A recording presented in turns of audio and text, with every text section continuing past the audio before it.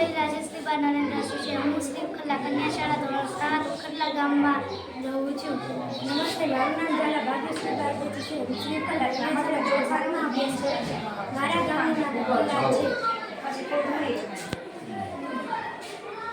હેતુ શરીરના નકામા દ્રવ્યોને કાર્બન ડાયોક્સાઇડ વાયુ બહાર કાઢવા. સિદ્ધાર્થ હવાના દબાણ પર કાર્ય કરે છે.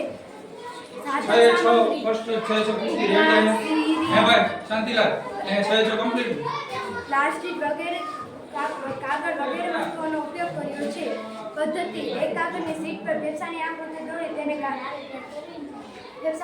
દોરી કાર્ડ શીટ પર લગાડવામાં આવેલ છે. બીજા પૂઠાના બોક્સ સાથે તેને લંબરૂપે ગોઠવવામાં આવે છે.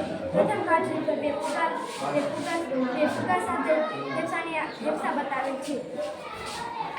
કઈ રીતે કાર્ય કરે છે તમારી કૃતિ? આને નળી વડે સિરીઝ સાથે જોડેલ છે. નળી સાથે સિરીઝ સાથે કાઢે.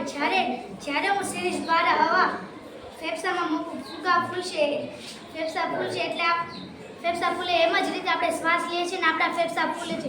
જ્યારે હું સિરીઝ દ્વારા નળીની મારફતે હવા પાસે ખેંચી બહારની તરફ, ત્યારે હવા બહાર નીકળશે અને ફુગો સંકોચાઈ જાય છે. જેમ આપણા ફેફસા સંકોચાઈ જાય છે. આ ક્રિયા વારંવાર થાય છે. આ ક્રિયાને શ્વાસોશ્વાસની ક્રિયા કહે છે. આરામદાયક સ્થિતિમાં એક પુખ્ત વ્યક્તિ 15 થી 18 વાર શ્વાસોશ્વાસની ક્રિયા કરે છે. ભારે કસરત દરમિયાન 25 વખત શ્વાસોશ્વાસની ક્રિયા કરે છે.